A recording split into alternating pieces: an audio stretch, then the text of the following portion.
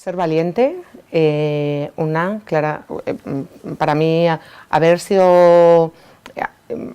aceptado retos que me han puesto encima de la mesa de una manera valiente, también a veces un poco arriesgada, pero luego han sido de las mejores decisiones que he tomado en mi vida.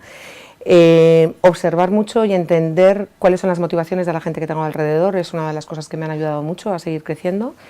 Estar muy cerca del negocio.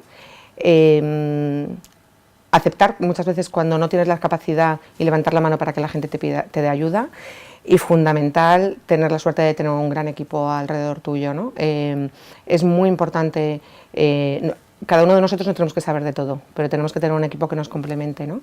Las personas que me han ido acompañando durante esta carrera profesional han sido parte de la clave del éxito y las que me han ayudado a estar donde estoy, por lo tanto yo creo que esos son fundamentalmente los ingredientes.